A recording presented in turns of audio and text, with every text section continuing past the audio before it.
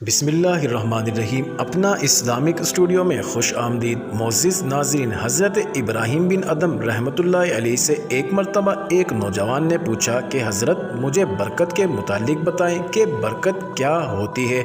इब्राहीम बिन अदम रहमतुल्लाहि अलैहि ने फरमाया कि बेटे, आप पहले मुझे मेरे एक सवाल का जवाब दे दें, तब मैं आपके सवाल का जवाब दे दूँगा।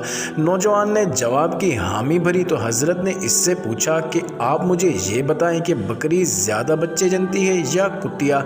नौजवान ने जवाब दिया कि हज़रत, ज़ाहिर सी बात है कि कुतिया बकरी से ज़्यादा बच्चे जनती है। इब्राहीम बिन अदम ने इससे फिर पूछा कि अब ये बताओ कि दुनिया में कुत्तों की तादाद ज़्यादा है या बकरियों की। नौजवान ने जवाब दिया कि हज़रत, दुनिया में बकरियों की तादाद कुत्तों की निस्बत कई गुना ज़्यादा है। तब इब्राहीम बिन अदम ने फरमाया कि बेटे, यही वो बरकत है जिसके मुतालिक तुम पूछते हो।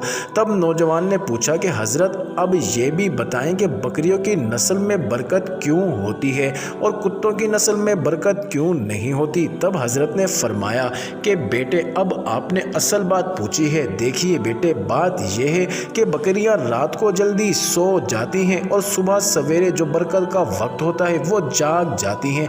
इसके बरखिलाफ कुत्ते तमाम रात भौंकते रहते हैं। सुबह सवेरे जो बरकत का वक्त होता है वो सो जाते हैं। सहर खेजी के मुतालिक एक अरब शायर के अशार का तर्जुमा भी पेश खिदमत है।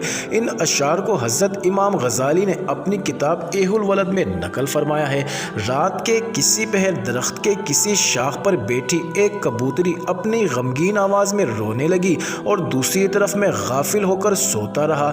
रब्बे काबा की कसम, अगर मैं सही मायनों में आशिक होता, कभी भी कबूतर रोने में मुझ पर सबकत नहीं ले सकते थे। हालांकि मेरा गुमान ये है कि मैं अपने रब का एक सरगर्दा आशिक हूँ।